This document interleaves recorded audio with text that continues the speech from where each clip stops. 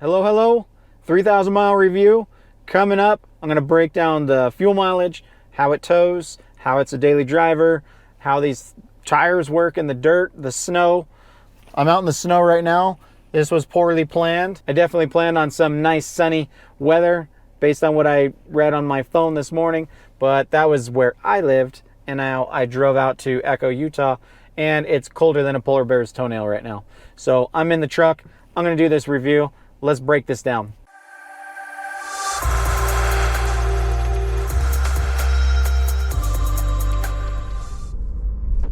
Hey! Woo! All right, 3,000 miles came rather quick, and part of that was because I towed. That's roughly 1,300 miles towing, and then I drove around in California a little bit, so I've got roughly 1,500 miles that were just thrown on it over a weekend. If you haven't seen that tow video, I have it. I'll link it up right here. There it is right there. Tow video. This thing tows phenomenal. Daily driver, it's phenomenal. Fuel mileage is great. I've taken it off-road. I've taken it on-road, obviously. That's what most people do. They take the vehicles on-road. All right, so let's get right to it. I know a lot of people want to know about the fuel mileage on this truck. It's held up 22 to 24 miles per gallon. Every time that I fill this thing up, that's what I see on there. I do a lot of city driving. I drive semi-aggressive. I'm not a real aggressive driver, but it's semi-aggressive. So for those numbers, I'm pretty stoked with those numbers. You really can't beat those. So yeah, the fuel mileage has held up. Towing fuel mileage, I towed a 6,000 pound trailer. Roughly the trailer is about 2,000 pounds. It's an open steel / wood trailer with a Z01 1LE on the back of it, and that's roughly 4,000 pounds. So we're towing roughly 6,000 pounds plus an extra set of wheels. So we're right there at 6,000 pounds, and it held up a solid 17 to 17 and a half miles per gallon on the one tow trip. I'm stoked on that. You can't beat that. This thing's not made to tow giant trailers. It's made for the regular person that's going to tow here and there. You know, maybe you've got a boat that you're going to tow that's not like super heavy. That I believe the maximum capacity of this is 9,300 pounds, 9,200 pounds in that area. So we're well under it with that 6,000 pound load, and it did it with 17 miles per gallon. My 5.3 gas truck, which was identical to this truck, minus a couple interior features, and this Duramax diesel, I had the 5.3 and the 8-speed, and that thing got about 12.2 on the last trip that I took with it. So in comparison, we gained 5 miles per gallon just by switching to this engine. That's going to be a huge fuel savings right there in itself. The DEF usage during that towing trip was just over 3.5 gallons. So it's just an added cost just to keep in mind. Daily driving, it sips the DEF fluid, but when you go and tow, it's chugging it down. It's chugging it down pretty quick. So like I said, I did roughly 1,200 miles of towing, 1,400 total on that trip because I did driving without that. So 3.5 gallons, it's not bad. It's definitely a savings over paying for just regular gas with a gas truck. So you can't beat that. I'm stoked on that. So next we'll roll into daily driver comfort. So this is what you're looking at every single day. Somebody had asked about Waze on the system, how it works. I use it every single day. It's fantastic. Even though I know how to get to work and I know how to get home, I like to go into the Waze, and I will just set it up so that way I have my route and I have a rough area of when I'm going to make it to where I'm going. The camera function is awesome, so I don't usually use the lines. I use the tow line when hooking up the trailer, and then this is neat. This will zoom in so you can match up the ball to it. I love that feature. I think that's part of the convenience package too, because my other truck didn't have it. But it's got Android Auto and Apple CarPlay. I love Apple CarPlay. That's what I use. I'll use Pandora on there. This comes with Sirius XM. You don't need that crap. You don't need to pay for a subscription when you have Pandora on here. Pandora is awesome. Shout out to Pandora, I guess. I don't know. Are they paying me an affiliate? Should I affiliate link them? So audio, this truck has the Bose Wow, it is chilly out there. You open this door and it's windy. So this truck has Bose, and that's an upgrade from the previous truck I had. That's definitely worth it. So I'm not a huge speaker, amplifier, all that good stuff person. You know, I just like a truck as it comes. Maybe if I got the base model radio, I'll put in a set of speakers or two. And I did not do that on the other truck because it was just good enough. This truck with the Bose, I have no desire to make any changes. Bose is not the greatest. I mean, people will argue with me on it. And, you know, if I praise them too much, oh, Bose is terrible. All highs, no lows, must be Bose.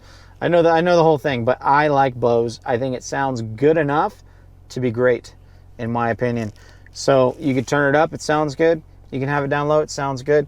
You're listening to the Joe Rogan podcast, it sounds good. It sounds like he's talking, you know, like you're supposed to be. So if you can afford it and you can get the convenience package too, that gives you the Bose. That gives you the center console that I'm not going to show you because it's filled with clutter right now. I got cameras and I got, let's not worry about it. I just got stuff on there. So it's starting to snow again and getting windy out here. We're going to do a walk around the truck. There's no way around it. I'm going to roll into that right now. Are you ready to make a bad decision? We are going outside because I got to give props to these tires right here. These are the best tires that come on a Silverado, in my opinion. These are the Bridgestone Dueler ATs. It's snowing right now. Not really snowing. I know. But I'm in shorts and a t-shirt, for crying out loud. This was poorly planned. Beautiful area though, huh? Huh? Look at that backdrop. Great for pictures. Oh wow, when the wind blows. Oh wow.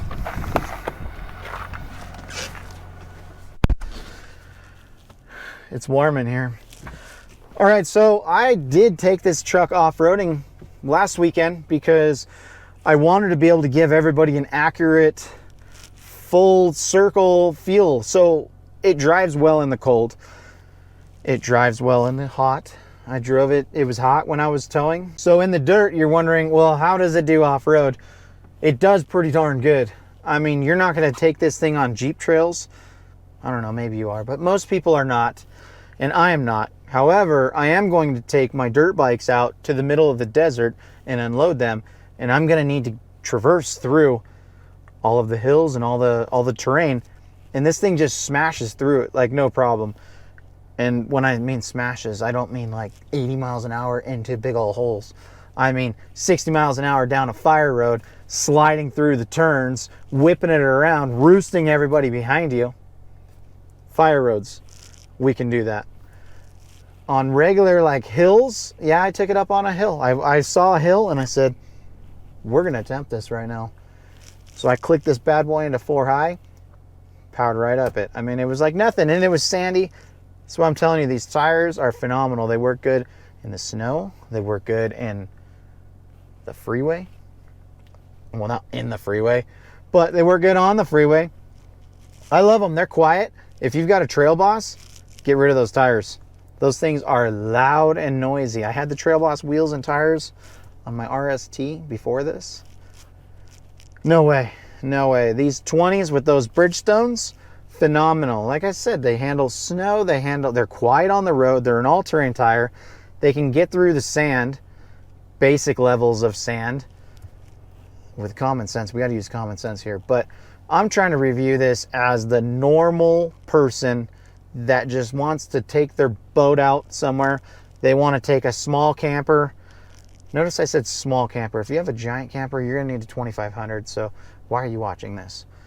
But if you want to take your small trailer, basic stuff, then this is the truck for you. I know I only have 3,000 miles on it, but it's been a fantastic 3,000 miles. That's a good chance to roll into the dealership visits. All right, so the dealership visits. Yes, I've had two visits. The first one was for this bullshit temperature gauge that I'm tired of watching it go up. It'll go up. It'll sit on that 210 right there, just like that. And it'll creep up to almost 3/4. And I know it's part of the system. I know that's the way it's designed. I know, I fully understand that. It's been told to me. I don't like it. Just because it's designed that way doesn't mean that I have to like it. And I don't like it. I feel like it's moving all the time. It's distracting me. If I wanted a temperature gauge that was going to constantly move up to near 3/4, I would be driving around a 72 El Camino right now. Okay, but I'm not. I'm in a 2020 Silverado with a temperature gauge that fluctuates, that needs to be 210. Stay on 210. GM, I know you're watching this. Fix this crap with some calibration changes. Make it not move. If it's hot up in that engine, I don't need to know until it's too hot, and then I could back off. But with it climbing like that, you're going to make me think, oh my gosh, my truck's overheating. No, it's not. It's the truck that cried wolf is what this is. So GM, fix this. Okay. So that was dealership number 1. They told me no problem found, blah, blah, blah, because, you know, it's a normal operating characteristic of it. Like I said, I understand that. I understand that. That's fine. So we moved past that. We didn't move past that. There's not a fix for it because it's not really a problem. So dealership visit number 2, we had a knocking engine. So I'm towing. This thing's flying up hills. I mean, we're just 80 miles an hour going up the hills like nothing. This thing seriously tows phenomenal. And then I got off the freeway, and then I hear this car next to me, knock, knock, knock, knock, knock, knock, knock. And I was like, what the heck? What the heck is that? So I just figured, you know, I'm in California. Half those cars are knocking and people are just driving them anyway. So I continue on. In the next stoplight, I start to take off and I hear it again. Knock, knock, knock, knock, knock, knock, knock, knock, knock. Oh my gosh, that's me. My truck is broken. So I'm roughly a quarter mile from the speedway, which is where I was heading. All right, let's just take it easy and just go. I looked at the oil pressure. Oil pressure was good. It sounded like a fuel injector knock to me, but it was horrendous. So I get there to the speedway. I unload my car, unload my trailer. You know, I did the full cool down, let it idle, cool down. It wasn't knocking at idle, and it didn't knock above 2,000 RPMs. It was all cleared out by then. So I get back in my truck to drive it without the trailer on it, nothing. Knock, knock, knock, knock, knock, knock, knock. Oh man, not good. So I continue driving it because that's what normal people do. When things are knocking, you just continue driving it. And I only did that because I felt like it was an injector knock, and it went away above 2,000 RPMs. I don't like it, but I'm in California. It's late Friday. What am I going to do? Go take my truck into a dealer and leave it there, and then I've got my trailer at the speedway with my Camaro there? No. So we dealt with it, and it ended up getting a little bit quieter. So I realized it was in regen, and so it affected it much greater. So normal driving of the truck, it had the knock when taking off, but it was quieter. So anyway, that was a long story, I know. Thanks for sticking with me. But I took it into the dealer. Dealer duplicated the concern, just commanded regen on.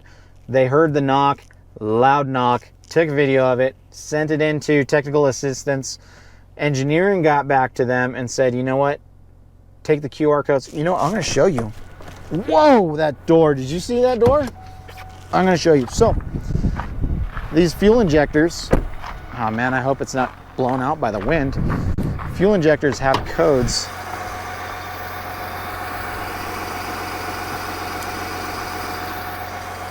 So yeah, I left, I don't know what it just did right there. It just hissed at me. All right, so those codes right there are for the fuel injectors, and they need to be programmed into the ECM so the ECM knows how well each injector flows at what point too. So it's a pretty intense system, and apparently it learns. Once it's fresh, it learns those fuel injectors beyond what's been calibrated into the ECM. So it's a pretty awesome system. I like it. I think it's really neat.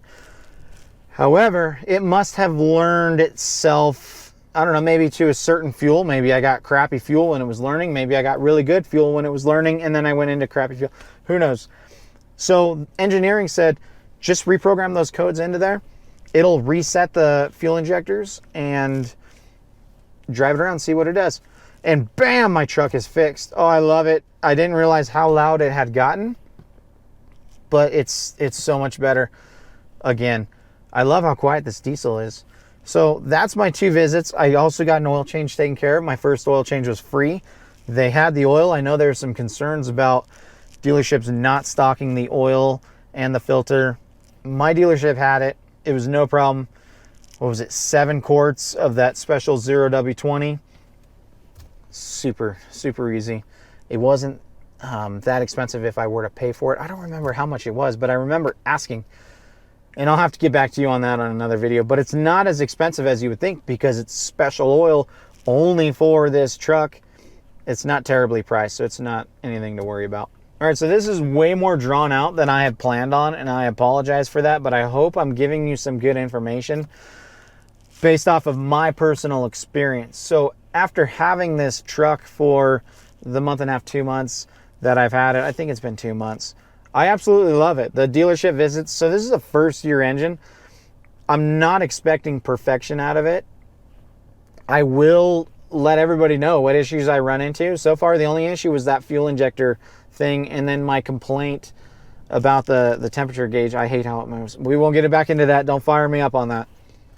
But let me tell you, if you're shopping for one of these trucks and you want to get the Duramax, you're probably doing it because you're going to use it. You're going to use the bed. Don't buy that tiny bed. You need this giant bed. And I would get out right now to show you my bed, but you need the normal size bed. But it is windy out there. I mean, like really windy, and then it's snowing. So a smart person would be like, dude, you got to get home. It's snowing. But this truck's giving me so much confidence that I really don't even care. When I'm done with this video, I'm going to go drive around in this snow. And if we get stuck, somebody will come by and unstuck me. And if we don't get stuck, then I'm going to praise this truck because it is awesome. So if this video is posted up, I didn't get stuck. And that's how awesome this truck is.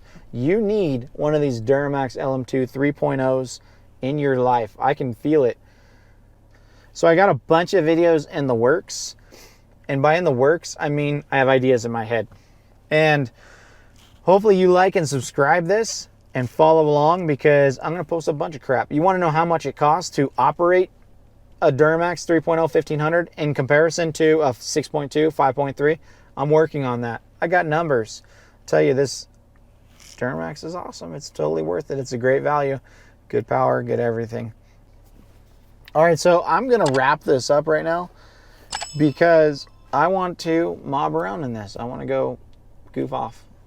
So until next time, see ya.